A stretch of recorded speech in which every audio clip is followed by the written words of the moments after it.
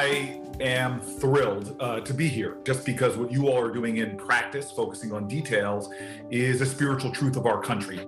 You know, we can be Democrats and Republicans, but most Americans are patriots. For over a decade now, good ideas have emanated from the BPC. Thank you for convening this very impressive group of thought leaders. Your organization has brought together leaders from across our society to advocate for common sense solutions to our most challenging problems. Because if it's bipartisan, it's much more likely to pass. When you have people philosophically and ideologically in two different worlds, and they put them together on a committee, that committee usually is not very productive. Once we get staffs blending, and John and I, they know that the members are friends and we talk, things can happen. Thank you, Anand, for that introduction, and to the BPC for its important efforts. Thank the Bipartisan Policy Center. You guys are great. We all have bipartisan responsibilities to this nation, to defend principles that have long made America the beacon of hope. It's going to take all of us to try to turn down the temperature and really focus on what unites us. Good afternoon, everyone, and thank you for joining the Bipartisan Policy Center for this 8th webinar in our series, Getting Serious About Housing Supply. I'm Dennis Shea, Executive Director of BPC's J. Ronald Terwilliger Center for Housing Policy. The Terwilliger Center was founded to advance the goal of a decent, safe, and affordable home for every American family. With the U.S. suffering from an acute shortage of affordable homes, both for rent and for sale, the preservation of the existing affordable housing stock is more critical than ever before. Even when combined with repairs and rehabilitation, preserving a home that is affordable to a low or moderate income household is generally less expensive and more cost-effective than new construction. It also prevents the displacement of households that otherwise would be forced to relocate. The central importance of affordable housing preservation is reflected in the American Housing Act of 2023, a comprehensive bipartisan housing affordability plan recently developed by our 501c4 partner, BPC Action. I urge everyone to check out the plan, which can be found at bpcaction.org. To help us understand the role of preservation in promoting housing affordability, we are joined by 3 outstanding panelists, all experts in the field. Kristen Siglin serves as Vice President for Policy and Partnerships at the National Community Stabilization Trust.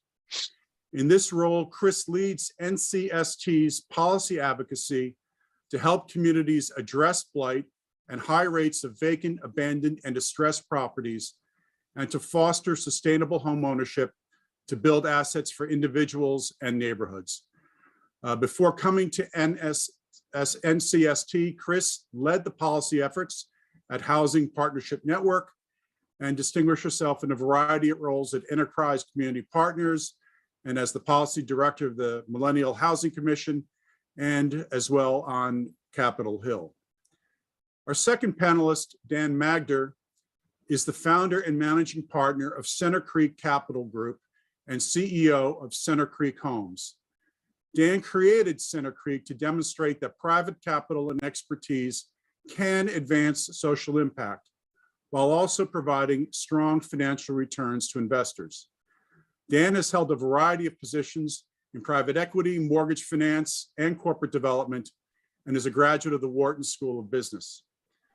Finally, we are pleased to be joined by Jonathan Horowitz. Jonathan serves as the Director of Public Policy at the Housing Assistance Council, a national nonprofit that supports affordable housing efforts throughout rural America. Jonathan has enjoyed a distinguished career in law and housing policy, and prior to becoming a hackster, I think I got that right, Jonathan, served as Director of Housing Community Development and Insurance Policy for the House Financial Services Committee.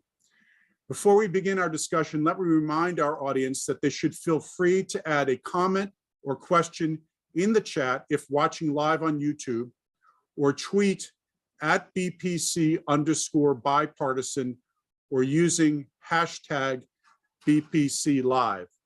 To start us off, let's go to Chris. Hi, Chris. How are you today? Chris, your organization, National Community Stabilization Trust, is focused on restoring vacant and abandoned properties to productive use. Can you talk a little bit more about your approach to preservation and the key successes and challenges you've had in fulfilling your mission? Thanks so much for that question, Dennis. We were founded during the Great Recession to address the enormous inventory of foreclosed homes. A group of national nonprofits, including LISC, Enterprise, Housing Partnership Network, and Unidos US, came together to form NCST to ensure that homes that had been foreclosed upon didn't blight neighborhoods and start that cycle of blight and decline. So what NCST did was, over 10 years, we've helped transfer 28,000 homes, which is quite a significant number, from the financial institutions to community-based buyers, mostly nonprofit, but carefully vetted for-profit buyers as well, including one of the panelists we'll be hearing later. And through the efforts of NCST, the impacts of the foreclosure crisis were not as great as they otherwise could have been. And in fact, economists at Emory have done analysis using NCST's data on that 28,000 property transfers and found that we significantly increased the property values in the homes where we facilitated the transfer to community-based buyers. So it's been a real success. Now, the challenges have changed. We're now, as Dennis said in his introduction, grappling with an enormous housing supply crisis that we simply don't have enough homes either for rental or for ownership. And NCST is pivoting to work differently these days because one of the challenges is, due to the internet, increasing numbers of properties are sold on auction websites, which is not a medium that's accessible to first-time home buyers.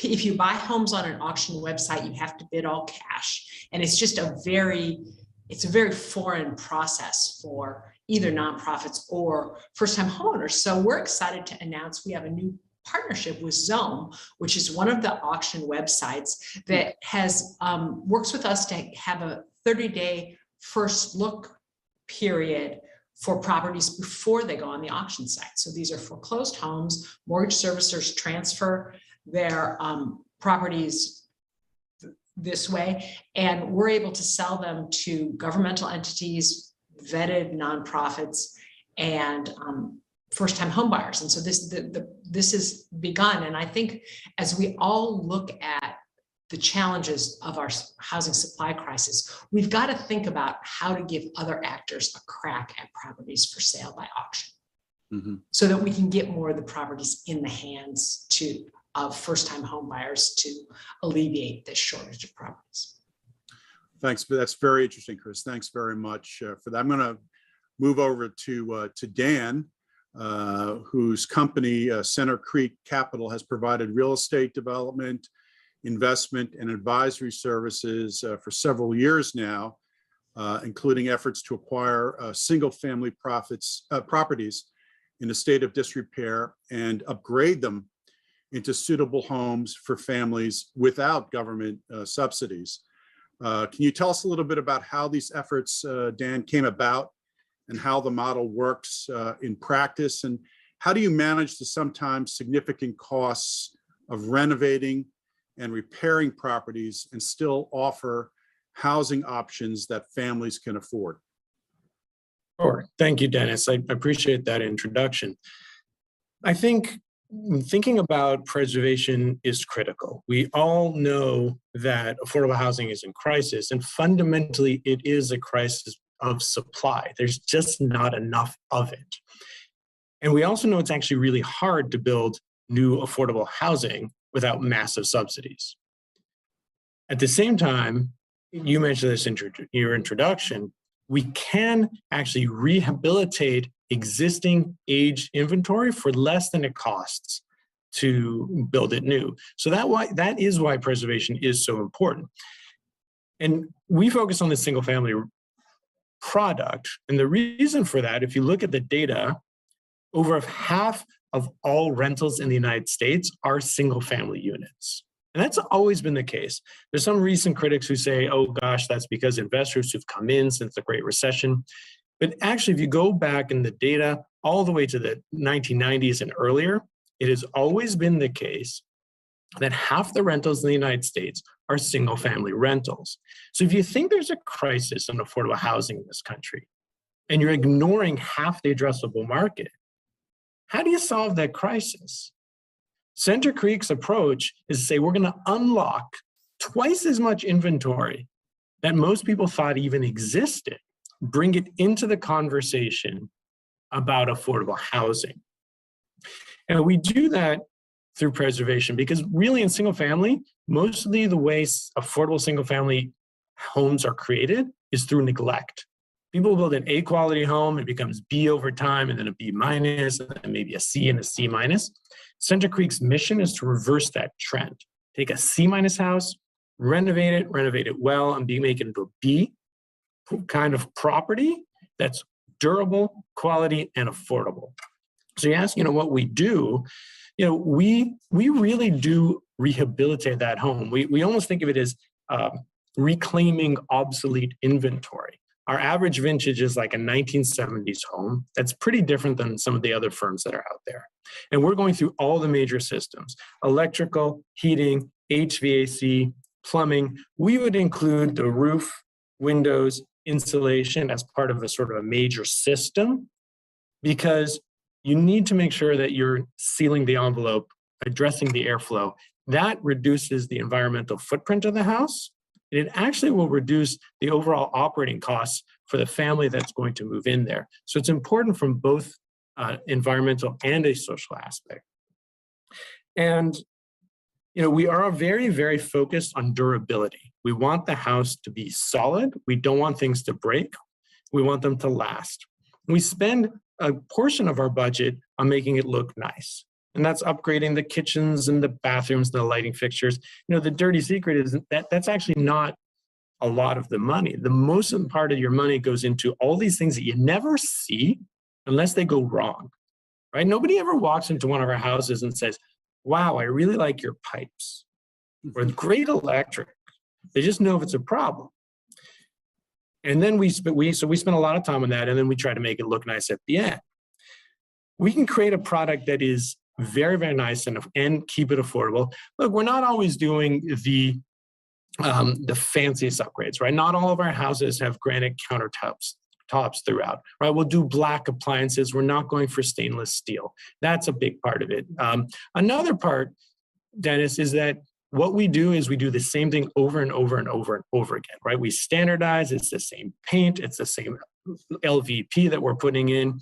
That helps. We're not paying retail prices. We put in an average of $30,000 into a house, and we can do a lot for that amount. That if you're paying for it retail, it probably cost you maybe $50,000. So we get better pricing, we standardize, we do it again and again and again, and we're very selective in trying to make the house durable and attractive while not overdoing it, so we can keep it within the affordable price point.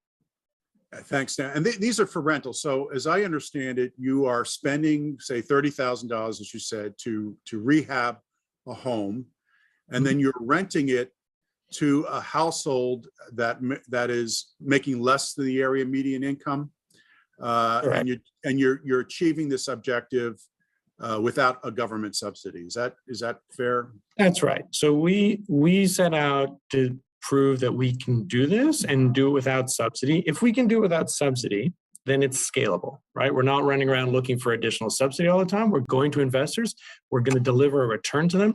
Now we can take in more investor capital, scale the platform, and help more families. And you're right, we've made a commitment that 75% of our units will have rents that are affordable for people at 80% of the area median income. Well, we'll talk more about that. That's very, very interesting, Dan. Thank you. I'm going to just turn over to our next panelist, Jonathan Horowitz. Jonathan, the rural housing stock faces unique preservation challenges, such as a limited supply of rental units and a generally aging and substandard housing stock. Can you speak a little bit about HAC's work in this area? I know HAC supports a myriad of preservation-focused programs. I won't mention them all, but can you explain about the real-world impact of these programs can have on rural communities with a limited supply a supply of aging housing stock?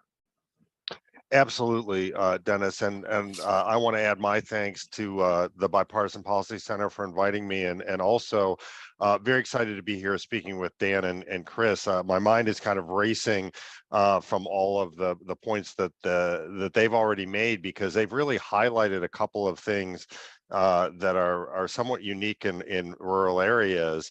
First of all, the issue of properties in disrepair and blighted properties has been an issue in rural areas for many years, even before the financial crisis. And Dan's point about what is the stock in rural, across the portfolio in the country is particularly true in rural areas where single family homes are predominant. But let me just say a couple more things about HAC. As you noted, I work on our policy area, but we have other elements of the organization that help address the unique needs of rural preservation. First, we're a certified community development financial institution, or CDFI. So we provide financing for preservation. We have a loan fund. We provide training and technical assistance, and we also conduct cutting edge research. And the reason I'm highlighting all of that is because it takes an all hands on deck effort to preserve rural housing, because it's an aging stock. The incomes of families are extremely low.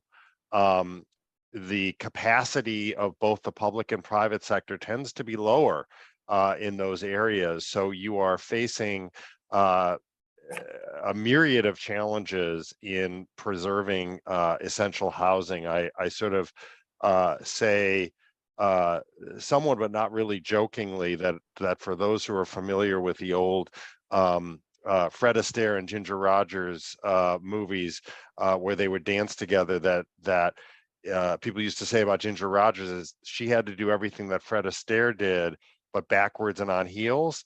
And that's a little bit how it is trying to preserve housing in rural areas. And that's why these programs that you've mentioned that provide technical assistance or are targeted specifically to rural areas are so critical, because they provide HAC and others the ability to work with local players. And again, I can't emphasize enough how many fewer there are in rural areas than in urban or even in suburban areas. And I think that's, Dan used the phrase scale, and I think it's really important to understand that scale is different in rural areas. And so the business models, and by business models, I mean both for-profit and mission-driven business models. And I've worked at several CDFIs that work extremely effectively in urban and even in suburban areas. They simply don't work in rural areas, which isn't a criticism of that, but it means that our field needs customized approaches to preserving the precious rural affordable housing stock. And just let me follow up, Jonathan. I mean, part of preserving the affordable housing stock is to having some capacity of housing providers and people in these rural communities who can take the assistance and put it to good use. And correct me if I'm wrong, but HAC is a big capacity builder in rural America. Is that fair to say? That's absolutely right, Dennis, and thank you for emphasizing that, because I think that's something I would say two things on. First, in the housing area, it is critical to have those capacity building resources, and we use both HUD and USDA resources. But I would also highlight that as something as we sort of move into the new Congress that cuts across rural, the needs of rural areas. That capacity building is something that is absolutely essential across the board. And I highlight that only because it's really critical to have those capacity building resources across the board in rural areas, sanitation, wastewater, those other things, because you can't count on those things being taken care of when you're trying to do the housing in the way that you can in urban or suburban areas. So thank you for highlighting that. Sure thing, Jonathan. Before I go back to Chris, I just want to remind our audience to please send questions to #BPC Live on Twitter, or participate in the YouTube and Facebook live discussions. Chris, NCST has outlined policy changes that could help mission-focused developers rehab and preserve affordable housing, including something called the Neighborhood Homes Investment Act. What gap in existing programs would the Neighborhood Homes Tax Credit fill? That's the tax credit created by the Neighborhood Homes Investment Act. And how would it align and work with other forms of government-supported funding and financing? Dennis, this is one of the favorite things I've ever worked on, and it is supported by the broadest coalition I've ever worked with. So what we're proposing is a single family analog to the low-income housing tax credit. Just as the low-income housing tax credit has created an industry of nonprofit and for-profit developers that build affordable apartments, and it's proven to be a robust and effective tool administered by the 50 states. We want to do something on the single family side, because in huge swaths of the United States, home values are too low to support the kind of renovation Dan does.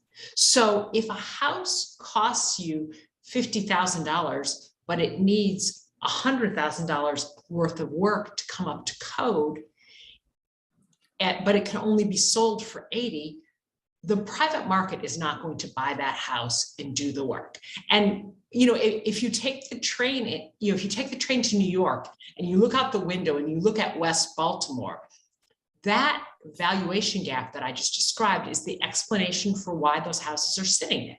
So so building on the success of the low-income housing tax credit, a couple of years ago, a group of nonprofits started to talk about, nonprofits and for-profits as well, started to talk about, what if we had a tax credit administered by the states that would fill that valuation gap?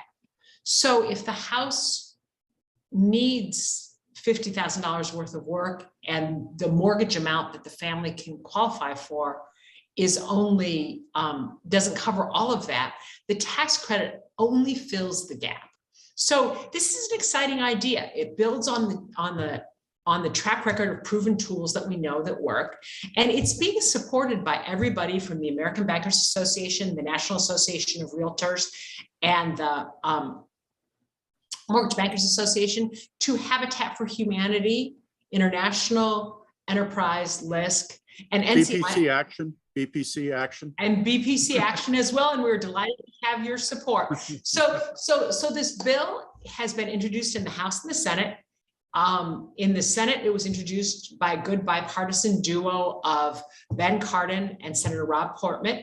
The states of Maryland and Ohio would really benefit from a subsidy source like this that can get the private market going and stabilize home values.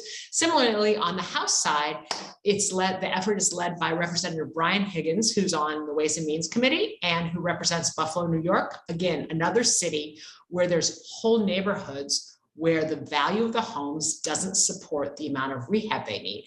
And to loop back to what we were talking about earlier, Dan was talking about how most of our housing stock is single family homes. Every year, because of the housing supply shortage, the inventory of aging homes that need updating grows larger. So this is a job creation and economic development. And the bill is very carefully crafted. It's about 22% of census tracts nationwide qualify. So you can't do this everywhere, because what we don't want to do is we don't want to pour gas on the fuel of gentrifying neighborhoods, and you don't need it in gentrifying neighborhoods. The home values will support the amount of work the homes need. We're talking about those places that are where you're worried about blight and disinvestment, not gentrification. So it's about 22% of the US. And I think what they can throw up in the chat, the link to there's a Neighborhood Homes Investment Act website that can show you where in your locality is eligible for these tax credits. And then the states, just like they do with LIHTC, the way the bill will work is that the states will develop allocation plans and allocate these credits to developers, either for profit. There's a 10% set aside for nonprofits, but we imagine it could also be local governments. Then we'll put together investment pools to buy and rehab the homes, and the financing will work because there's a tax credit that fills that valuation gap that would otherwise not be filled and cause the home to languish. And this is only for owner occupants, and owner occupants are required to live there for 5 years. And if they are forced to move, the states can make exceptions for hardship circumstances, but there's a sliding scale that they have to give. Some of the homeowners would have to give some of the gain back. And it can be used for substantial rehab for new construction or for repair for owner occupants. So we're hoping it's a flexible tool that the states will take advantage of. Right. Now, let me just correct me if I got my facts wrong. It's bipartisan, the Neighborhood Homes Investment Act. It would create, the legislation in Congress would create, as I understand it, at least 500,000 homes over the next 10 years. Yes. It's also income targeted. So it's not just for wealthy people. It's targeted towards people making a maximum, of 140% of the area median income? There's both geographic targeting, that it can only be used in 22% of census tracts, plus it can't be for homeowners over 140% of area median income. So there's some pretty tight parameters, and we want the homeowners to stay in the home. So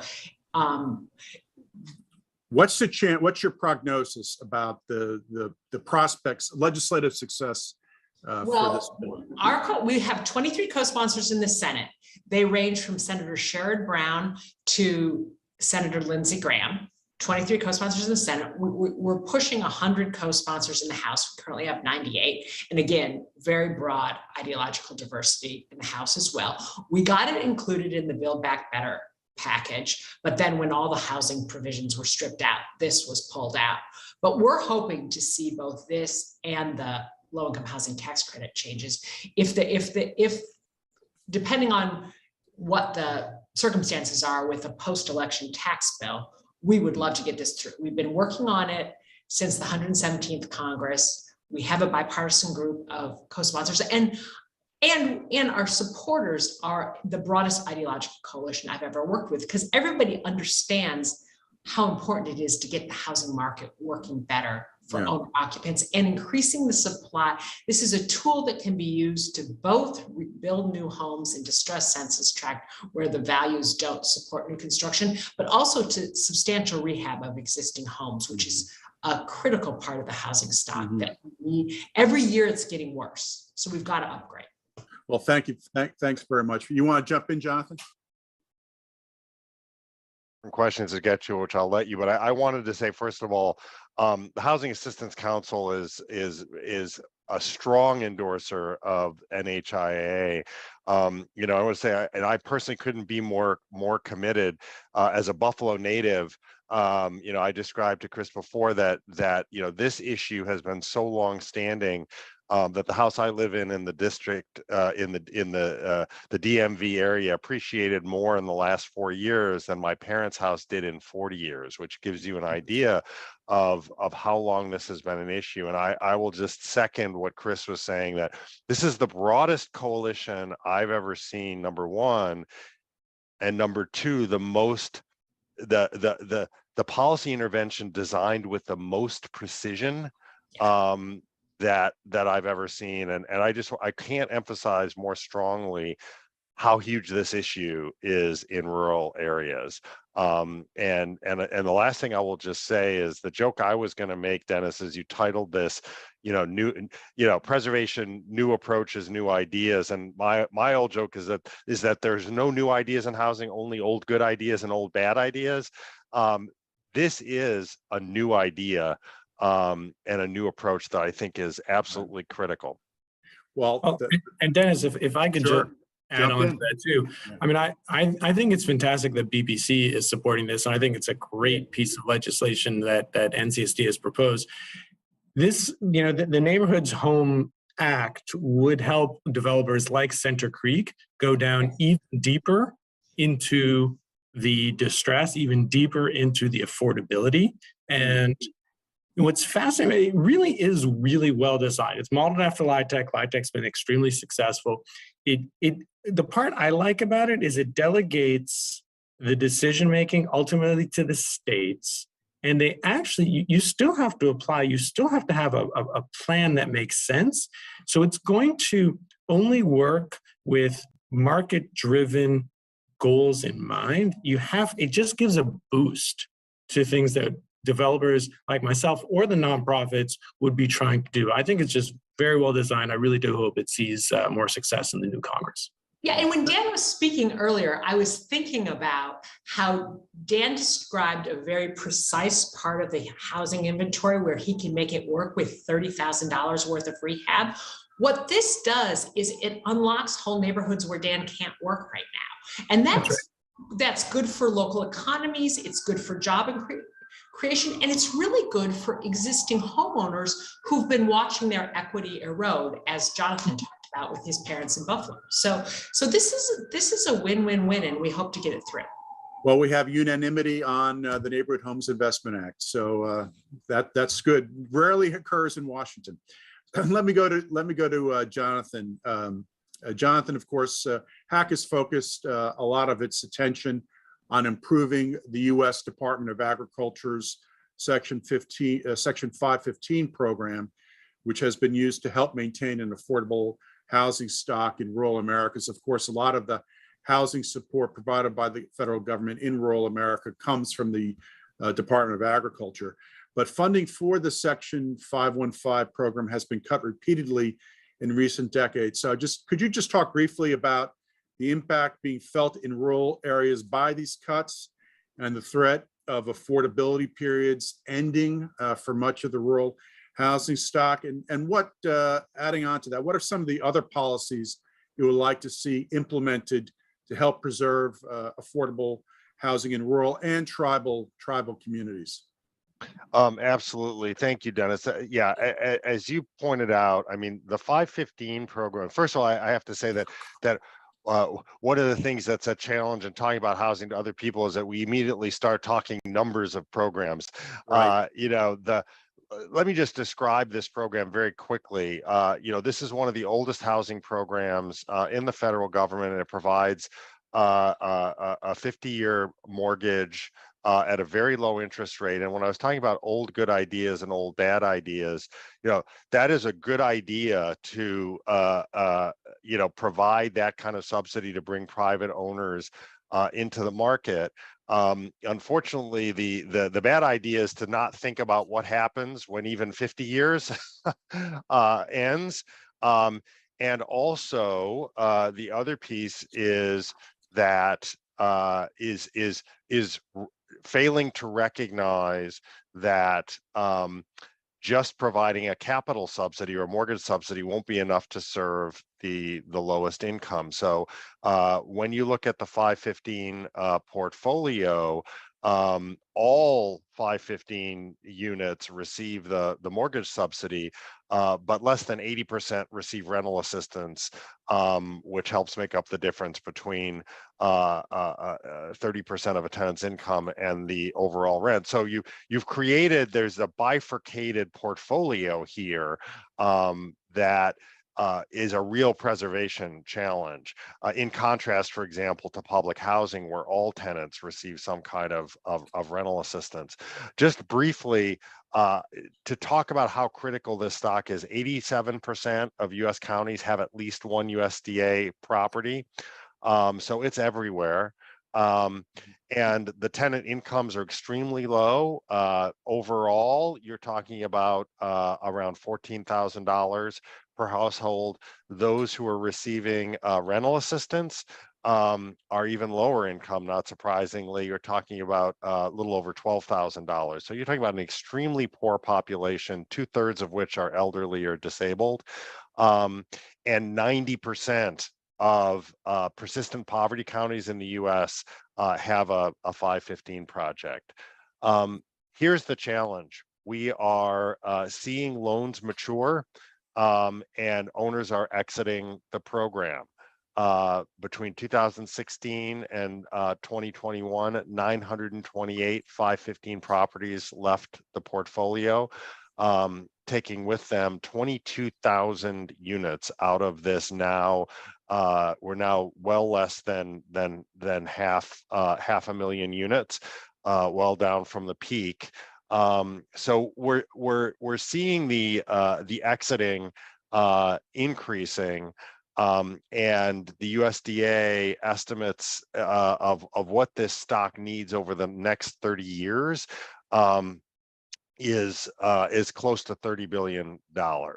So in terms of the policy interventions that we're interested in, and we can dive deeper if people want to, one is money. We obviously need funding for 515. And HAC has on our website, and we run a rural preservation working group for the funding levels that we're looking for to invest in this stock.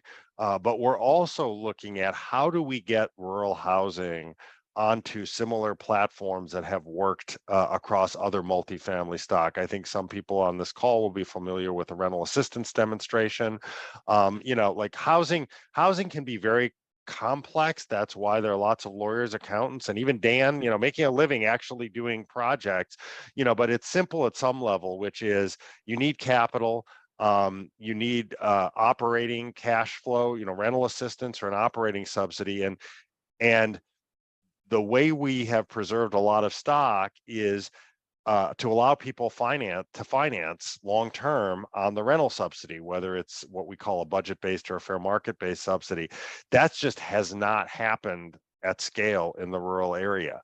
And we really need to do that. And one area that we've reached consensus on, across the constituents in our sectors is an approach to decoupling the mortgage. Right now, the mortgage can't be decoupled from the rental assistance I mentioned. That's been proposed so that the rental assistance can be deployed in a nimble way and potentially bring in leverage other sources of capital. But obviously that needs to be done with guardrails. And again, we can provide details offline, but it's really bringing this portfolio sort of out of its own separate and unequal, frankly, financing environment. Well, thanks, John. Your HAC is a really rich website. I think it's ruralhome.org. Correct me if I'm wrong. That's right. But one statistic that I read there today: 365,000 rural homes lack access to water, adequate plumbing, or functioning kitchen. So there's an enormous need in rural America. Let me go back to Dan. I hear a lot about private investment in single family rentals, and it's often not good. I've been hearing that more recently. Setting aside Center Creek Capital's mission-driven work, the influx of investor acquisition of single family homes has been more broadly criticized for driving up rental costs and blocking out average homeowners or home buyers in the market for entry-level homes. How would you respond to those concerns? And what do you see as the appropriate role for investors in acquiring affordable homes? Don't mean to put you on the spot, Dan. No, you know, that's in some ways the elephant in the room, right? Single family rental has been one of the most demonized real estate sectors for a long time now. And I think it's a little bit unfair.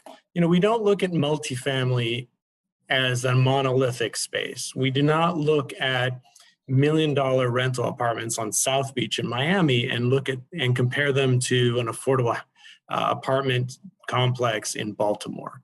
And what we are doing is much more on that affordable side.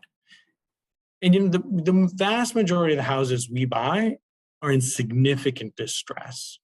You know, if you care about homeowners and if you care about people, you do not want somebody to live in one of the houses that we buy because it's a mess.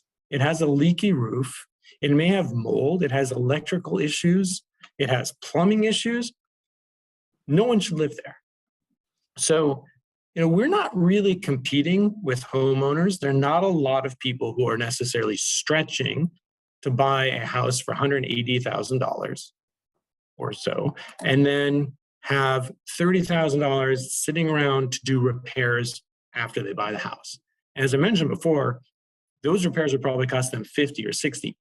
They don't have that money. It's not something you can roll into your mortgage. So they're going to live in a really subpar house. That's not something we should think of as a good policy outcome. You know, instead, we're going in and we're doing the heavy lifting to renovate it. Now, obviously, homeownership is extremely important, and we need to promote homeownership. You know, we all know the statistics. Homeownership is one of the best ways for people to build generational equity. We also know that there's huge racial disparity, right? White homeownership rates are in the low 70%, Hispanics around 49%, Black homeownership is about 42%. So it's historical racial injustice related to redlining, related to discrimination in mortgage finance, and we need to address that. You know, at the same time, there are people who either they're going to be renters, either because they want to be or because they can't right now become homeowners. And we do see with the spike in interest rates, it's even harder for people to become homeowners right now. So yes, we need to promote homeownership, but at the same time, we do need to have good renting options. And I think, you know, if we say that anyone who rents has to live in an apartment building, I don't think that's fair. In fact, it's a different kind of discrimination. You know, our average rental property has 3 bedrooms, 2 bathrooms, 1,500 square feet. It's a single house. You can't get 3 bedrooms in most apartments. You don't get that much living space. We have off-street parking. We have a yard. It is a better living experience than most multifamily buildings. And to say that that only should be reserved for homeowners, I think is relegating all the renters to live in these very large buildings, which can be a good option, but we should let people have the choice. So, you know, I think that what we do is we're going to take care of the renovations. We can do it more cost effectively than most homeowners. And then we wrap around services for our residents. Center Creek offers financial literacy training. We offer a savings match. We offer credit counseling for free and free internet to all of our residents and a bunch of other programs to help them improve their position economically. And we have a pathway to homeownership program so they can buy the house from us. So I think it is extremely important that we help the low, moderate income families into neighborhoods that some of them, they couldn't buy there, but they can rent from us. They get into a relatively better neighborhood than they otherwise would. And then we give them all the services and support to buy the house from us. I think that's the way to do housing and affordable single family rentals in the right way. Well, I just want to jump in on that because, you know, we should think about housing as an ecosystem, that unstably housed renters who are paying more than 50% of their income in rent, who have a bad landlord, they're never going to be able to get on the path to homeownership. And one of the other projects that NCST coordinates is something called the Homeownership Alliance, which is a group of mission-aligned, nonprofit, single-family, affordable developers who were working together on increasing the subsidy sources for single-family homeownership for low-income people. But most of the members of the Homeownership Alliance also develop rental housing, because families move in and out in the system. And what we need to do is create better pathways to homeownership for low-income people, because let me put a point on something Dan said. The homeownership rate for white families is in the 70s. The homeownership rate for Black families is in the 40s.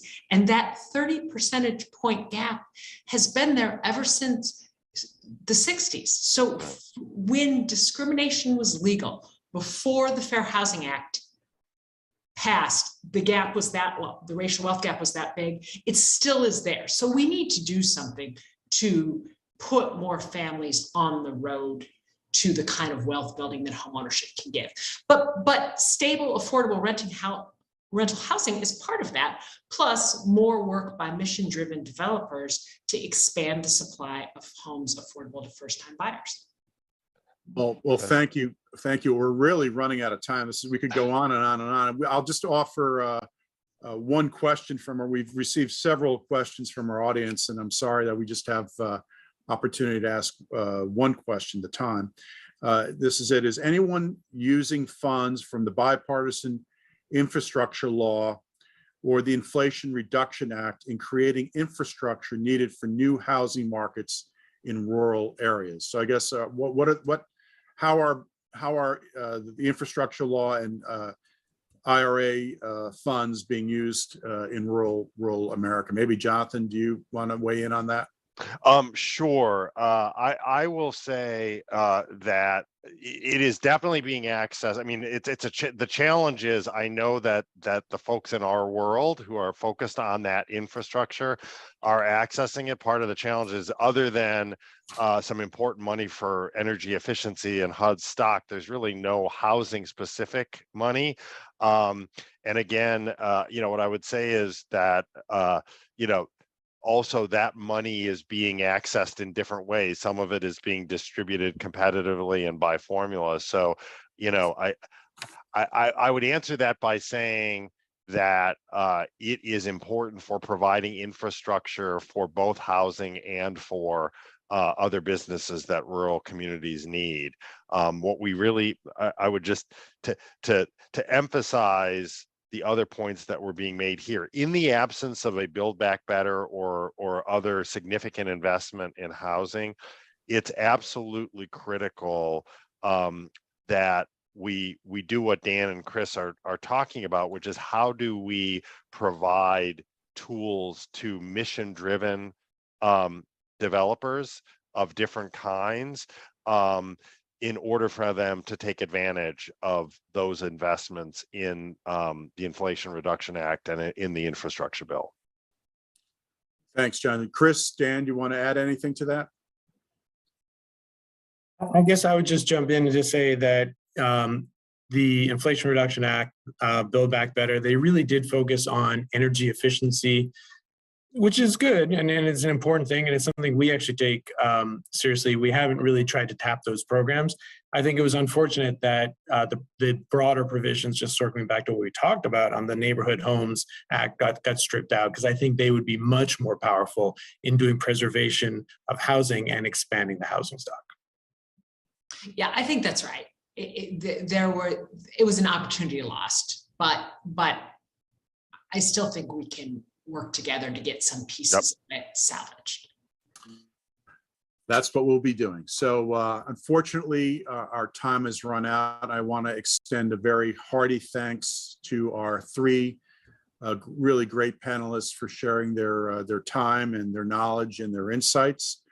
Would like to also offer a programming note. On Thursday, November 3rd, the Terwilliger Center will be hosting Jonathan Reckford, the CEO of Habitat for Humanity.